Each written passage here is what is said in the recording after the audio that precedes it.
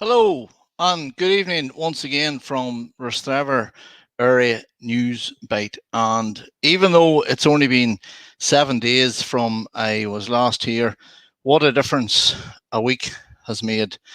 There's no getting away from this COVID-19. It is now worked its way into every aspect of all our lives, and locally this thing is hitting us and is back with a vengeance. And I put a small piece on Facebook on Sunday night just to remind people to really reassess where we are with this thing, reflect back as to what happened within our own village and our area back in the spring, and contrast that with what has happened now. So I just want to reiterate, I'm not saying this to be alarmist, but we have, our cases are well into double figures locally here in the past 2 weeks, and particularly in the past week. So first of all, I want to send my very best wishes to all those affected. I know I speak for the whole community in wishing you a very swift and full recovery. And just to let you know that you and indeed your families are very much in the thoughts and prayers of all in our local area at this what is a very, very scary time for everyone. So to reiterate what I said on Sunday night very, very briefly, the actions that we are taking now over the coming days and weeks as individuals will determine what sort of autumn and winter we are going to have in this village, in this county, in this island. So everybody has a part to play. If anybody doubted the seriousness of the situation, let the news that's coming out of our own home village over the past few weeks just be a reminder as to how precarious the whole thing is. And as a result of the outbreaks all over the north, of course, there's more announcements made today from Stormont. And my heart really does go out to the local businesses who are directly affected by these lockdowns, particularly hairdressers and beauty parlours and places like that, and the hospitality places, pubs and restaurants, who lost the best part of 4 months business earlier in the year, and then went to the expense of putting in mitigation measures to allow them to reopen in a safe manner. So I really do feel for those people tonight. I wish there was something I could say to give your spirits a lift, if nothing else, and I can't. And you know, I am so sorry for the situation you find yourselves in. Again, I want you to know that the local community will stand with you. I seen a post someone put up earlier, and I think this is an excellent idea, particularly in relation to hairdressers and beauticians and that type of business. Anybody that was thinking of going in to buy Christmas vouchers in a few months' time might want to consider actually doing that now, to give these businesses a wee lift and try and take the bit of pressure off over the next coming weeks. So we'll park it there on the local COVID cases. But of course, everything is COVID related these days, and including a real bone of contention that has arrived in our village over the past number of months, and directly related to the coronavirus as well, was the closure of the local surgery. Now, Rostrevor, as most people will know, Rostrevor Surgery is part of the Summerhill and Rostrevor Surgery Group, and I have engaged the practice manager Damien Fern quite frequently to express the concerns of local people regarding the closure and asked to be kept updated regarding the plans. And now and again, I do see that people do start to convince themselves, or they might have heard from a third party, that the clinic in Rostrevor possibly wasn't coming back. So earlier this week, I contacted Damien. I invited him on here, but he's a very, very busy man. But what he was kind enough to do was he sent me through an email to just update me what the current state of play was in relation to Rostrevor surgery. And he's more than happy for me to now share this email with people. So for the next couple of minutes, just if you would indulge me, and I'll read out the email so everybody can get a clear understanding of what's happening with Rostrevor surgery. So, hello, Jarlath. We fully appreciate everyone's concerns and can confirm that there are no current plans to close Rostrevor surgery on a permanent basis. We have notified the Health and Social Care Board of this temporary measure, and by way of explanation, our rationale in simple terms is as follows. We, along with other practices, are required to send doctors to the COVID centre in Banbridge. We employ admin staff and other healthcare professionals who themselves are experiencing childminding and isolation issues. We must support them as best we can as an employer.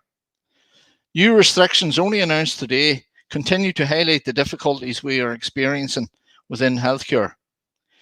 With these factors in mind, it is impossible for us to safely and efficiently manage 2 surgeries through the pandemic.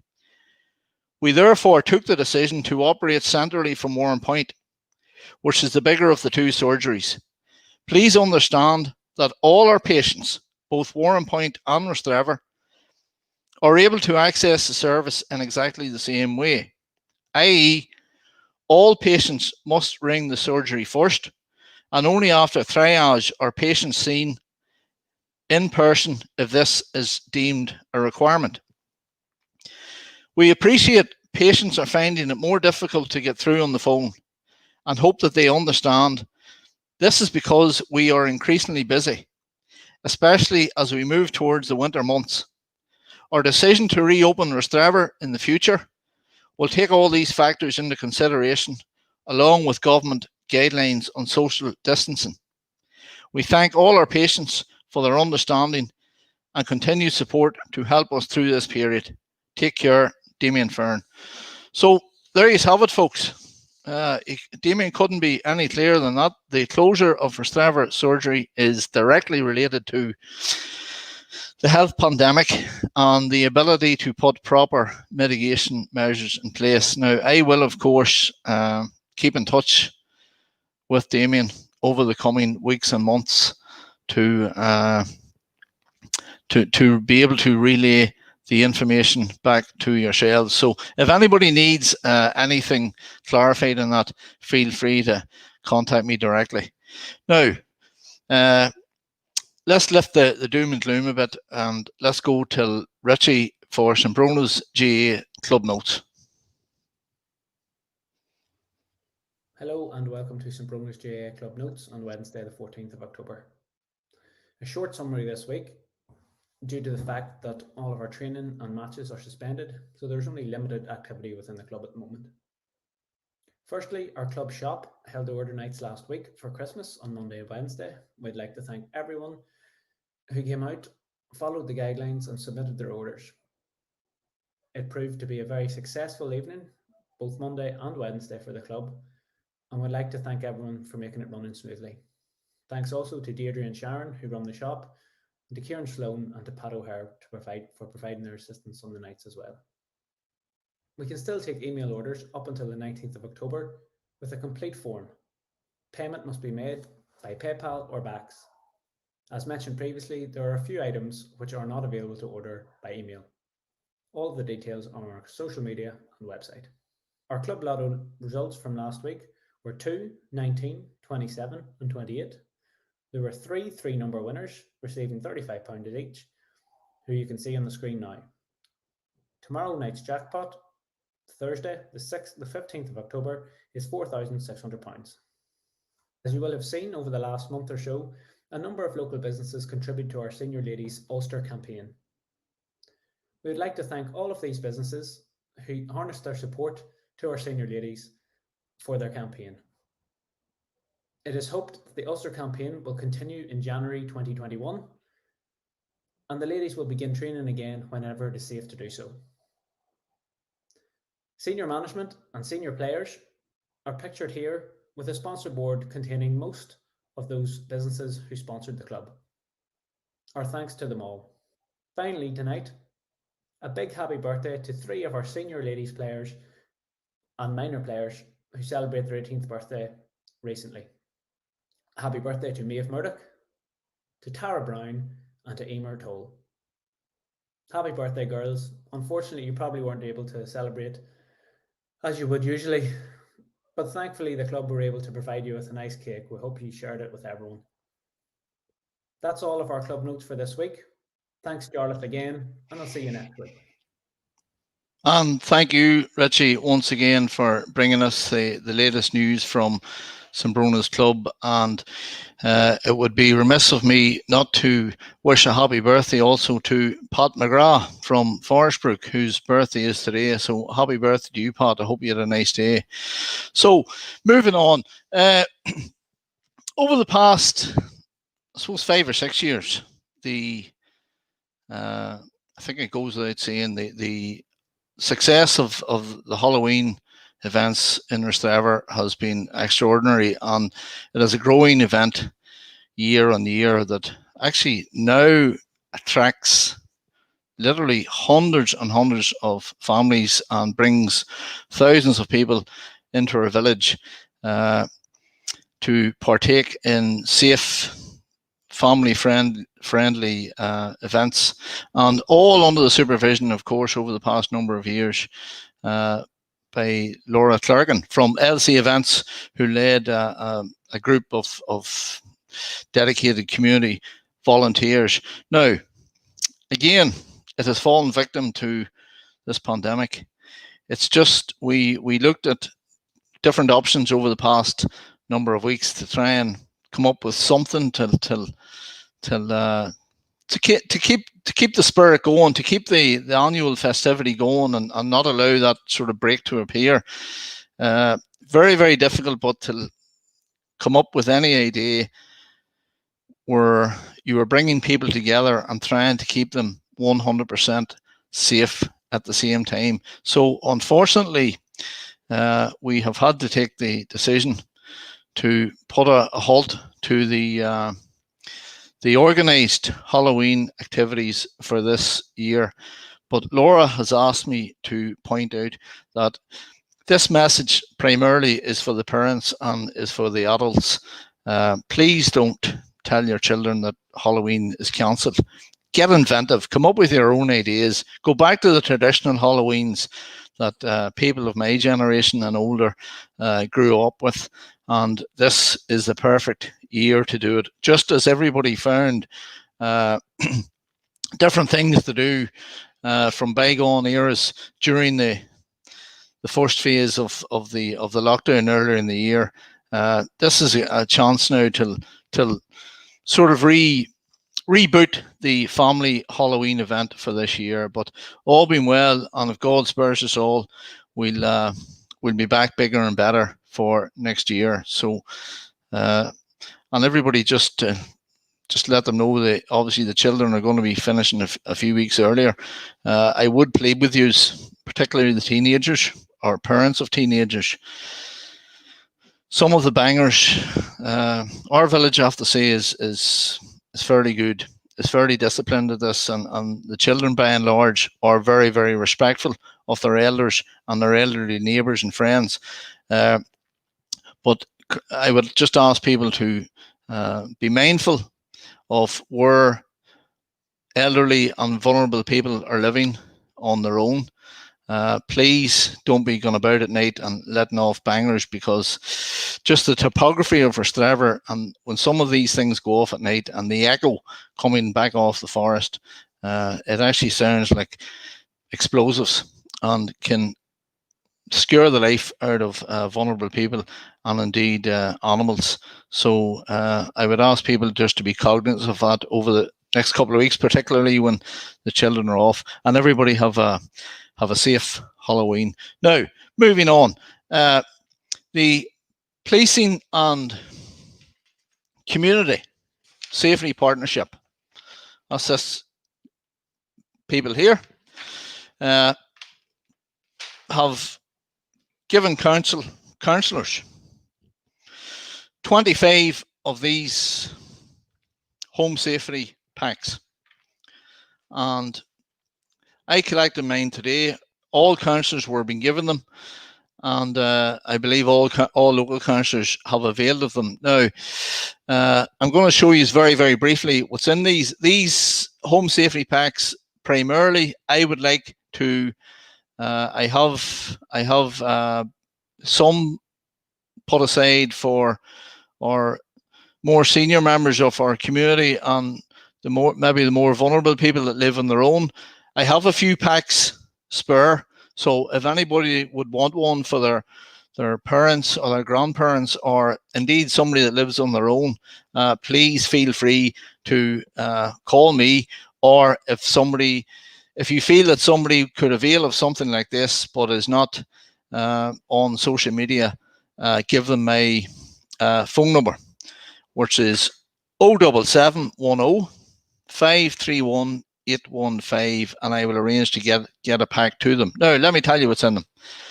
You have this here, which is a plug-in timer, which would be used for lamps. When people are away from home, that would be a timer that plugs into the socket in the corner that would bring on table lamps and so on and so forth, to give the impression that the person's at home.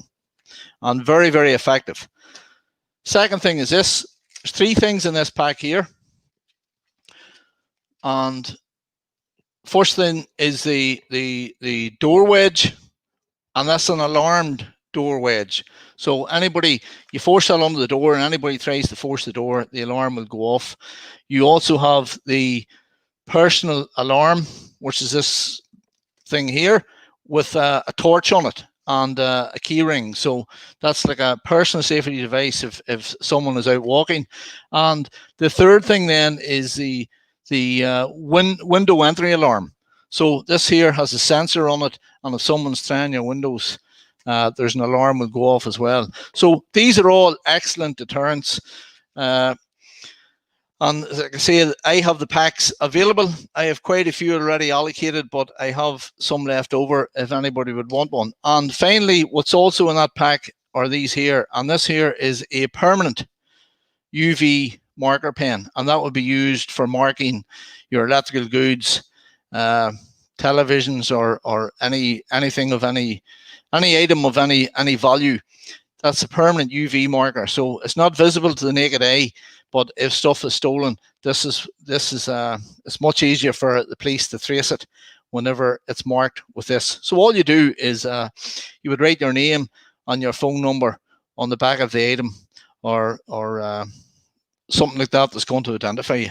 So that's it on the PCSP. This is the bag they come in. So once again, anybody would like any stuff there, I have a few bags left, so please get in touch with me.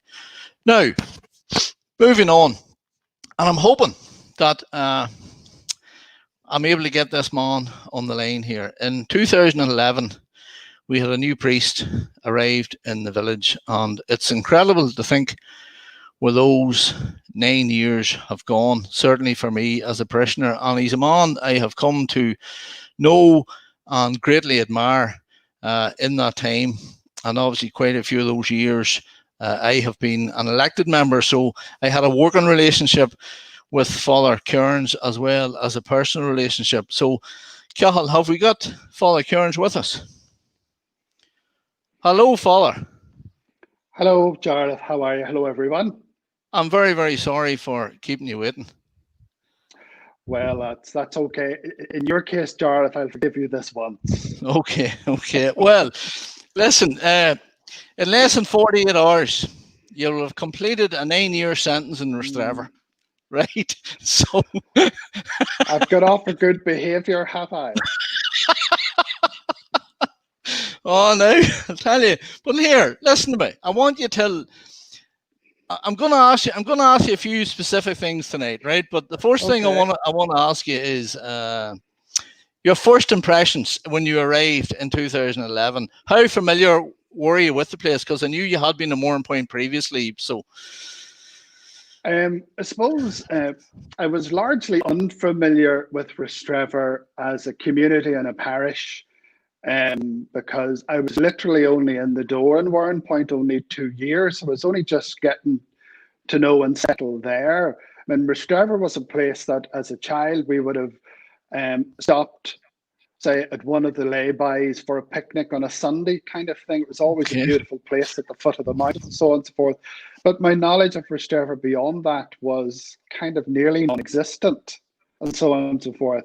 But certainly among the clergy, it was always regarded as a lovely place to get because the people were great and, of course, the great vista and so on and so forth. So in that sense, I was certainly looking forward to getting to know Rostrevor because of what my colleagues would have been telling me about the place.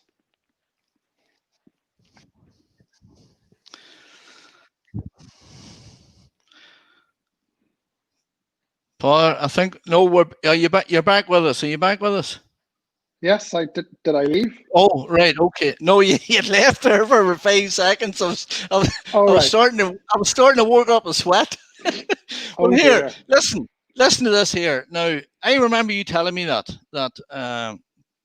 you know, you felt very, very privileged to get Rostrevor at the time because, if you don't mind me saying, as such a young man, because Rostrevor would have been regarded as this. I don't know. No, I'm going to use the term a clerical perk, right? And Okay, within okay. A within the reward for dash, being good. a reward, right? But listen, I'll be doing a wee bit of back of the envelope stuff, right? So I know I'm out here, but I think I'm in the ballpark. So we're talking about 300 normal services per year. So that's near 3,000 you've done from you've come here. I reckon you've done about over 300 funerals. You've done hundreds of baptisms and dozens of weddings. Add into that Holy Communion, confirmation, all those special events. Fr Kearns, you have been up close and personal, or up close and intimate with many, many families in the last 9 years in what have been both joyous and heartbreakingly sad times. So there's not too many families, Father, that you haven't engaged with at some stage over those 9 years. Yes, that's true. Again, the nature of our work is that I call it parachute into people's lives at the most sacred of moments, the moments of profound joy, the birth of a new child, or at their wedding, or at moments of profound loss when a loved one has passed away, either after a long and fruitful life, or sometimes sadly at the mere beginning of their lives. And you get to come into their lives and you get to witness that either joy or deep sadness. And it's always been a matter for me, a source of great, humbleness, if that's a word, and privilege to be able to, get in to see people as they really are, I suppose, and get to witness, sort of who people really are at those sort of important moments of their lives. And I consider myself quite privileged to get to see what most people wouldn't get a chance to see, except if they're going through that themselves in that sense. And that, it reminds me of what's ultimately important in life, and not to get too upset or annoyed about the different bits and pieces in life that can get away. Seeing the wood for the trees, the old maxim, it reminds us that it's these sorts of things that define us, that are important, and that we need to protect and cherish and remember, and not allow the sort of the little stresses of life to get on top of us in that sense. And remember that there's great and wonderful, fabulous people of faith out there. That's the one thing I've been very much privileged to see, Jarlath, is, you don't have to scratch the surface too hard, and you'll see a bucket load of faith, as I call it. And despite all of the negativity out there, despite, all of the things we hear in the media about, few numbers of clergy and so on and so forth, and the lack of faith, people not going to mass and all of that, as I call it, blither. People have great faith. Now, how they express it is what is always interesting. But I see that hugely, and that is actually a great source to me to keep on going, despite all of the perceived negativity out there, which I'm not always convinced by in that sense. And certainly what I have witnessed in Rostrevor, and that great faith and that great welcome and that great warmth is something that I've been privileged to receive. It's something actually I will miss terribly, because one of the advantages of Rostrevor is that it is a relatively small community and everybody knows everybody, and there's a great warmth there, and generally when you're going into somebody's house, you'll know them. And there's a great welcome there, and you're a familiar face to them. And it's just it's been, I describe my 9 years. It almost seems as if it was 9 months. It's absolutely flown. I can't believe it's been this long. It's the longest period of time that I've been in any parish, and I've gotten to know a lot of people, and there's a great fondness for me personally, and I will miss them. I kind of haven't allowed myself too much yet to think of what that's going to be like as I move on, because it's been so busy getting ready to move and so on and so forth. And I will miss the great people of Kilbrony terribly, obviously. Well, listen, I'm gonna come in. I'm gonna come in there, because if I don't come in there, I'm gonna lose control of this, right?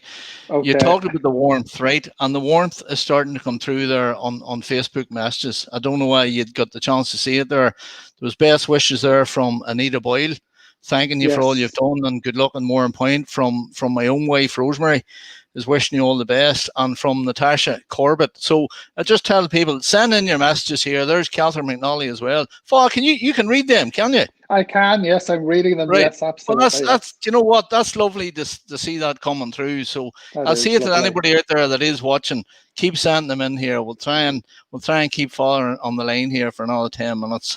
Father, listen, of course, Kilbrony Parish is Rostrevor and Killowen, right? Yeah. And like I said to you, I was joking with you before the show, and I says, right, you've less than 48 hours left here, so get it off your chest. Get it off your chest.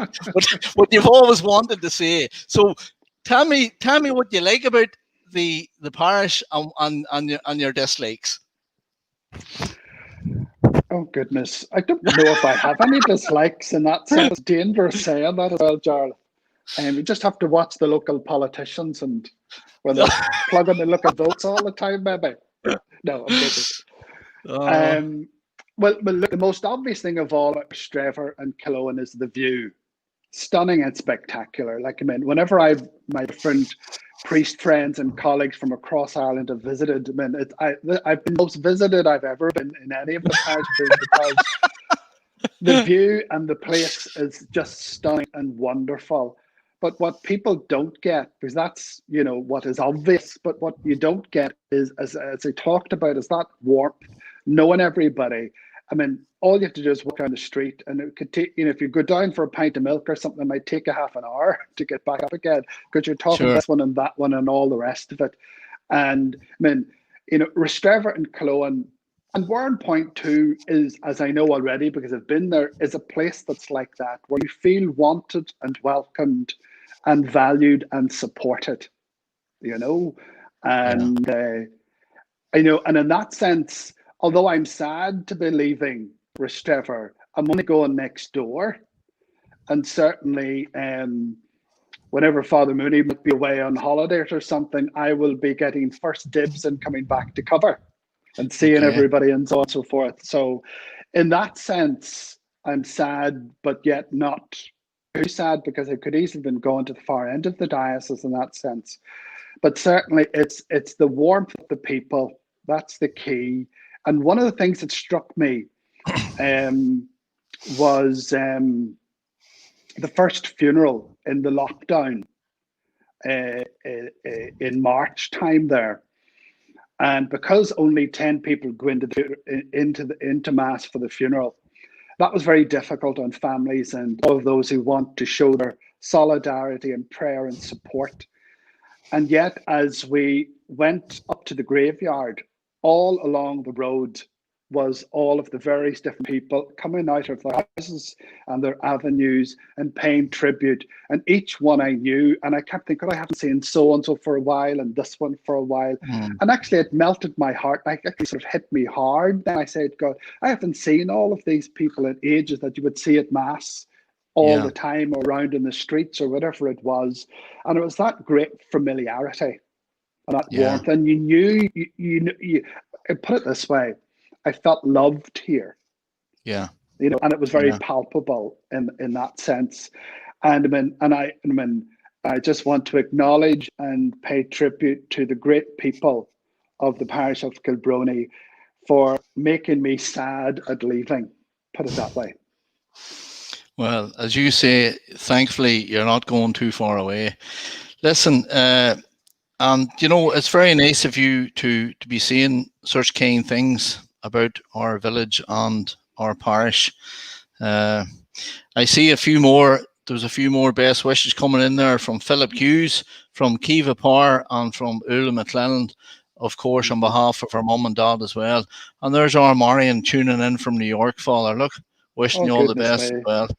So there you go. But listen, Father, your reputation preceded you before you came here, and you've always been known as a worker and a doer and getting things done and grabbing things by the scruff.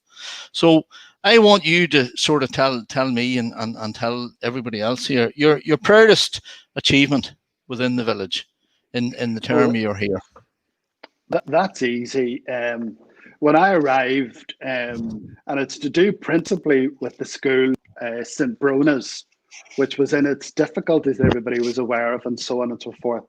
So my hope and my task was to try and sort of, move that on as best as possible and bring to fruition, the 20 plus years of planning in order to get a brand new school. And there's a huge amount of work, and it's all in what I would call the micro detail. And it's all about, knowing when to push your luck and ask for more, and then also knowing when to shut your mouth and say thanks very much. And there's an element of, that's a seat of the pants kind of a thing, and it's hard to quantify in that sense. But I had a great relationship with the department guy, a guy called Stephen Cray, who was the Deputy Finance Director of the Department of Education, and who we kind of got on and we understood and we communicated well. And he was very much for parish, and he's very much for Rostrevor. And he recognized the great legacy that the youth club was and that the two schools, and he wanted to do the best he could for that. So between us, we ended up, as I not bore you with all of the details of how we got there and all the rest of it, but we ended up getting a very, very sweet deal for the parish, in which we ended up a 2.9 million project on one site, on the Mercy Convent site, with the youth club on the first floor. We ended up with the schools and youth club separated. So it solved a huge problem for the parish with regards to the old boys' school site and what we do there, particularly financially, because there would have been a massive clawback to the parish from the department for all of the funds that they had invested in that. That could be anything from 5 to 6 figures for the parish. And so we managed to get what was called no clawback, and we managed to get my proudest achievement, and again, we all worked together, which was the award of Building of the Year. It's the first time ever, the Liam McCormick Prize, it's the first time ever that a publicly funded building has ever won that prize. We're in the same kind of league as the likes of the Visitor Centre in Giant's Causeway, also the extension to the Lyric Theatre. And I remember my own cousin was at the award ceremony up in Belfast. She's a QS and project manager herself for Queen's. And she was texting me that night to tell me, oh my God, you've won again, you've won again. And we won 4 out of the 16 awards, crescendoing in winning the overall prize, which was Building of the Year. So it's quite a unique thing, not only to get the school, not only to get the youth club, not only to get, basically the parish didn't put any money in and got effectively 5 million out of the department. And then the beautiful cherry on the top of the cake was winning that Building of the Year award, which was absolutely spectacular. It's a stunning building. Yeah. Anyone who hasn't been in it will see.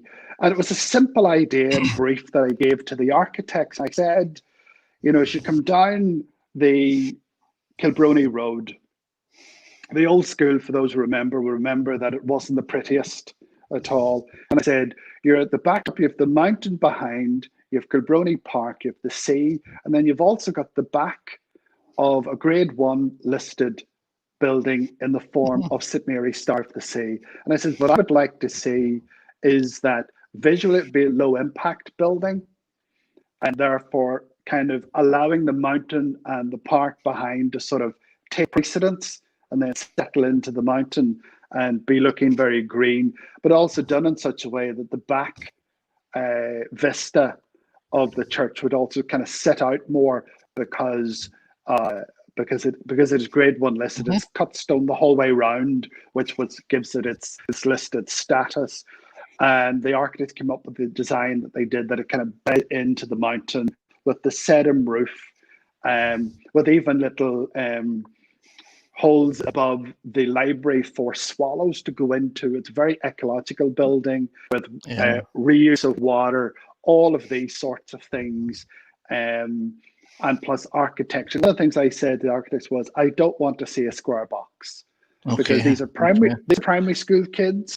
It wants to be vibrant, it wants to be interesting, and so on and so forth. And one of the minor little details I asked the architects to put in is that if you go over just underneath the statue of St. Brona in the front hall, and if you bend your knees a bit, in other words, if you are the height of a child and you look up to the church, and you will see the cross on the top of the apex of the back of the church, there's a little square window I got them to put in. Little details like that they were happy to do, that cost nothing at the time. But you have to think of them, put them in the plan. So, it's a beautiful place, a vast building. It's my singular best achievement, not only in Rostrevor, but actually in any of the parishes I've been in that I've had the opportunity. But I'm under no illusions that it was kind of a perfect storm, in the sense that an awful lot of work had been done already with regards to amalgamating the schools, getting the proposal in, and so on and so forth. So in one sense, I see myself as grabbing the baton at the fourth part of the relay. And I just made sure I didn't drop it and kept running hard, basically. And what a generational impact and legacy you are leaving us, because I often thought, when I was at the bottom of the Chapel Hill, that when I seen the plaque and the text on the plaque at St Mary's, 1959, when the school was renovated, and my dad was only in his late teens then, and that scene, the generations that came after that, that went through St Mary's, and there's no reason to think or expect that St Brona's won't deliver the same longevity.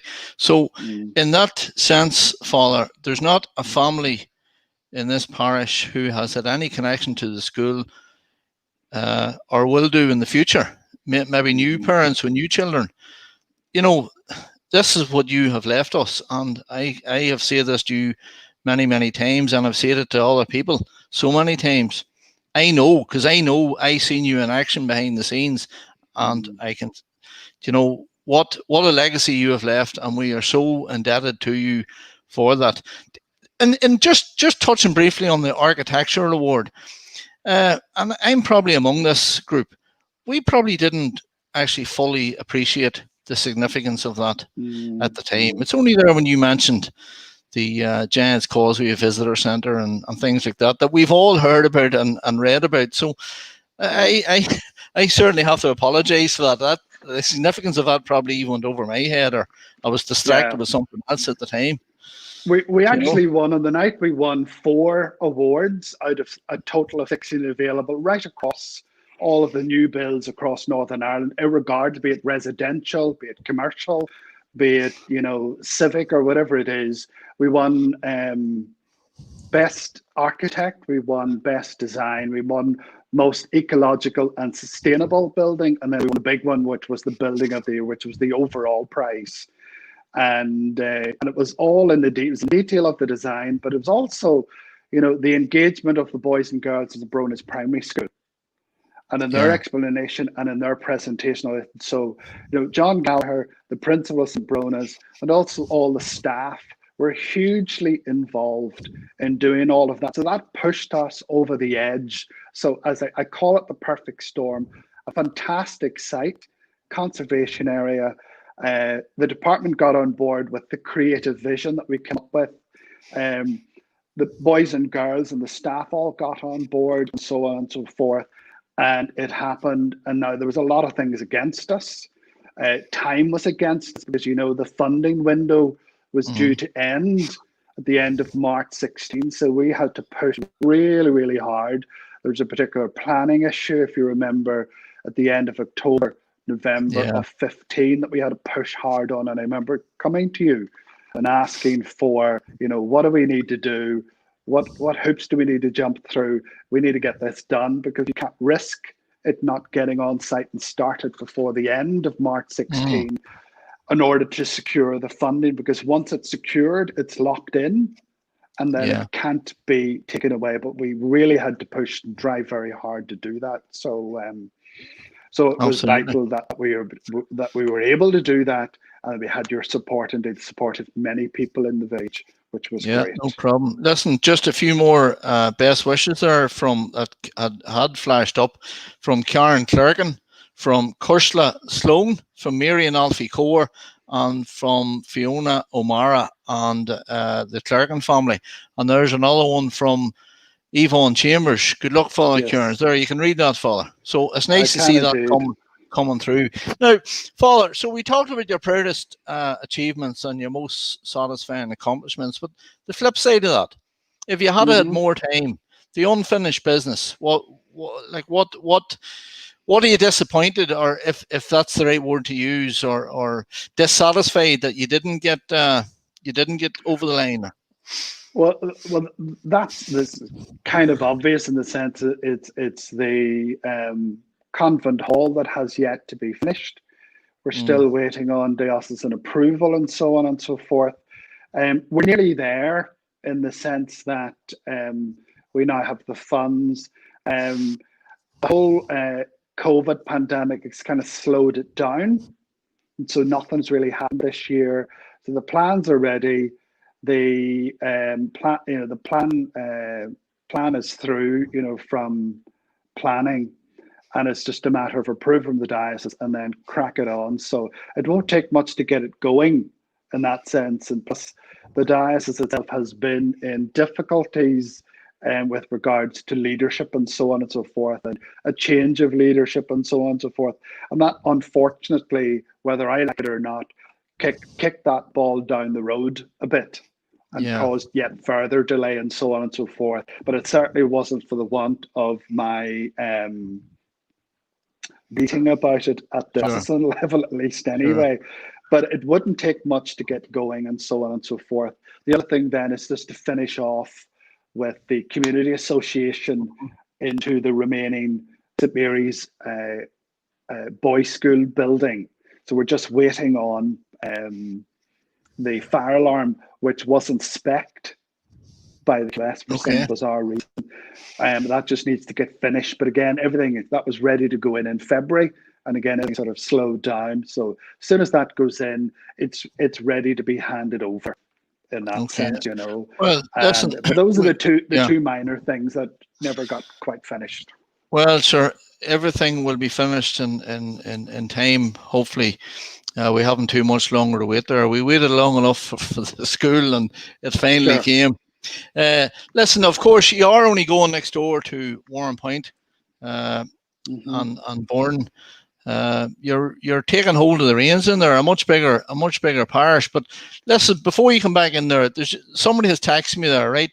And they've asked me to ask you, how much, if any, say do you have in where you go, or does that come like a bolt out of the blue? On is that decision purely at the behest of the bishop? Yeah, generally yes. I mean, as I've said to priest friends and to many of the parishioners when I'm chatting privately or personally with them, is that the bishop has to work out, because we all have our own different personalities and skills and so on and so forth. And that's to work out where we're a good fit in that sense. And that's where a good leader will make good appointments and so on and so forth. And if you are get on with everybody, you tend to is what I call it, get caught in the crossfire and get moved a few times and so on.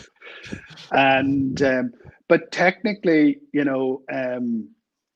Archbishop Eamon Martin asked me, would I take Warren Point and Burn as parish priest? But although it's a technical ask, it's not really an ask, if you know what I mean. Okay. Because if I was to say no, I would have a very good reason. Yes. And then the next time you might ask me to go somewhere, it mightn't be somewhere that I might like as much in that sense, Okay. And I always knew that because I was, shall we say, Rostrevor was always, we would have called a senior post, and that I got it well before my time, that I was high risk to getting moved again. And I'm just happy enough that in that move that was always coming, that I've only moved next door to an equally good parishes of Warren Point and Burn in that sense. So I consider myself very lucky and blessed in that sense, although sad at leaving Rostrevor, but it is only next door. But you effectively don't really have any say. Now I could say I don't want to go because, but that reason needs to be very good. And we get into this life, taking a vow of obedience, trusting the bishop knows what he's doing, and that he's taking the full needs of the entire diocese on board, and will be factoring in stuff that I wouldn't be aware of, and different needs and issues and so on and forth across the diocese. So therefore, you have to trust that he knows what he's doing. I also trust the Holy Spirit, because I've always had the mentality that I'm always happy wherever I lay my hat. So if the Lord or the bishop asks me to go somewhere, I'll say, well then, fair enough, because something, there are good people everywhere. That's always been my attitude. And as a result, then you're always happy where you are. And people see that. And there's, and you're more effective then if you are happy and content in yourself, and therefore, and it just works out better and so on and so forth. But certainly, I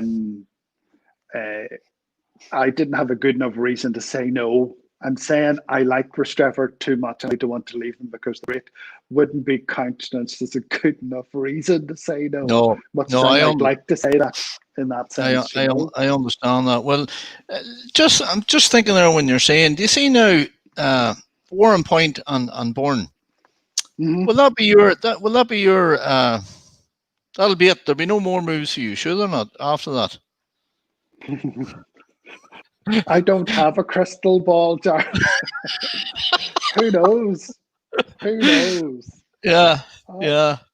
Whatever, No, but whatever. Less Warren Point and Bourne. No, let's call it now. That's a promotion, right? That's a promotion.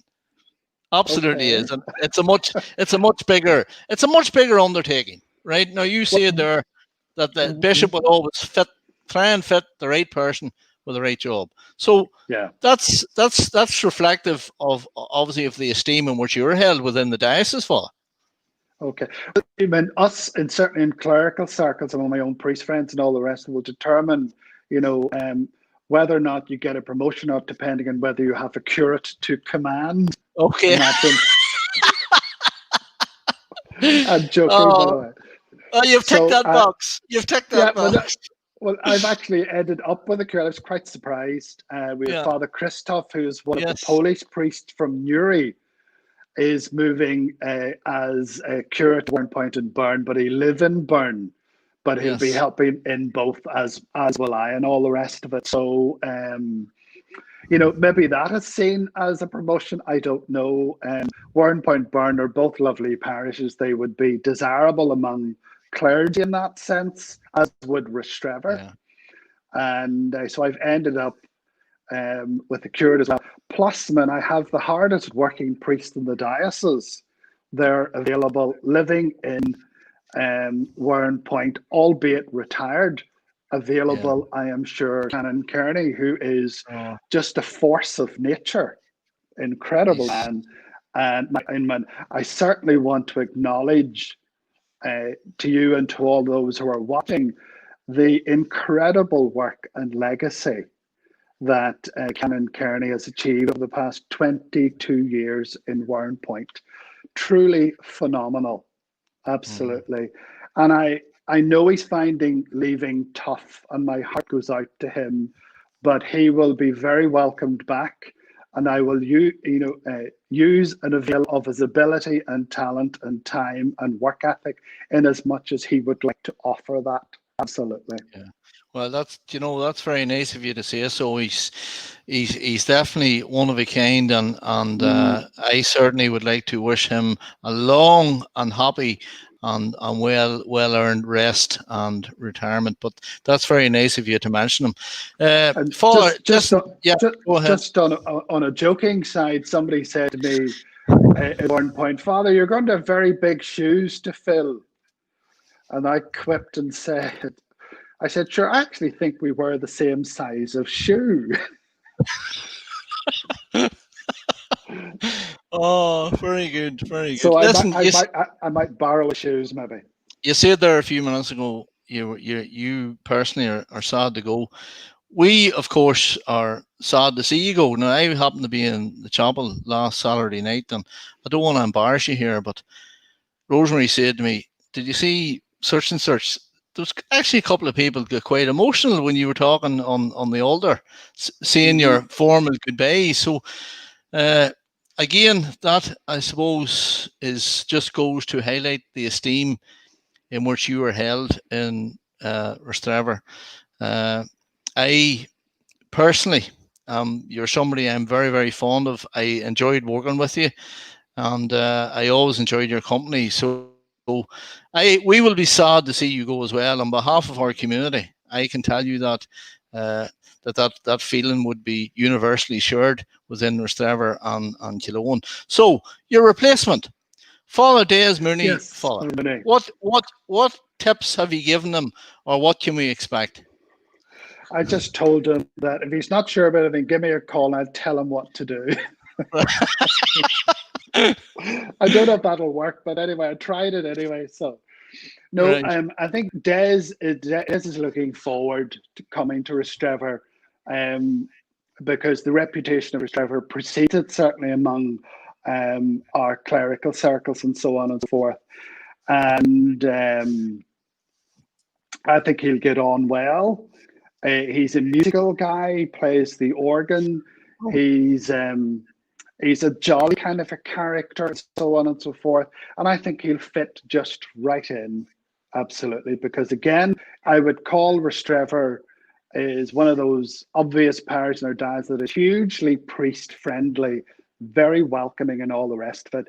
So I'm looking forward to hearing him tell me of how he gets welcomed and how he enjoys and gets to know everybody and realize what I worked out over the past 9 years, that the parish of Kilbrony and Rostrevor and Cologne are very special places with very special community. And I don't do plumaltzing, if you know what I mean. You know, I was kind of a straight talker, and I mean that. Absolutely mean that 100%. That is very nice of you to say so. Well, listen, when do you officially wrap up then? When's your last mass? My last mass is Friday morning. Okay. This Friday coming, and I'm actually physically moving out tomorrow. So as soon as this interview's over, I'm going back to boxes and packing them. Well, I'll not let any cats out of any bags, but can I just tell you, don't be rushing off on Friday morning after the mass. Now, my investigations tell me that you have something on in the school, but you may find 5 or 10 minutes before you go there. So. Okay. No, we'll leave it at that. And by the way, I can't be there. I have to be in Tyrone very early. So anyway, listen, I really enjoyed the chat this evening. There was a few more people come in there to wish you all the best, and no doubt you can go back and look at this on Destination Uri at any time. So Father, thank you so very much for your friendship, for your kindness, and for your ear over the past 9 years. You were always a good man to dispense advice or guidance anytime I certainly needed it, and you'll be badly missed. And listen, I will hopefully see you before you go over Moygannon Bridge for what's not the final time, but you know what I mean, on Friday. So take care, back and forth. And thank you very much, and thank you to all your listeners, to all the parishioners, for your wonderful welcome, your support, and your love. It means the world to me. Thank you so much. All right, take care. So that's it. I really enjoyed that chat with Fr Kearns, and he was in good, relaxed form there.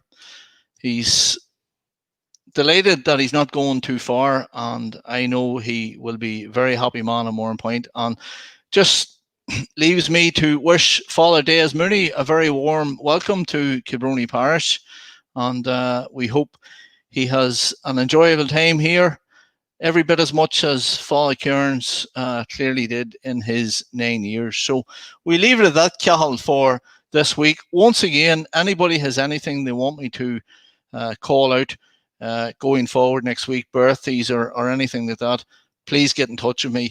And can I just reiterate again before we go, please, this COVID thing is back in our village here with an absolute vengeance in this area. So curtail your social interaction if at all possible, and get into your family bubbles, do what we have to do, and together we'll get through this thing. And this wee thing here that costs, what, 99 pence? That could save your life, and it could save the life of your parents or your grandparents. So please get into the habit of putting it on, and we'll all get through this together if we all do our bit and fight this together. All right, thank you.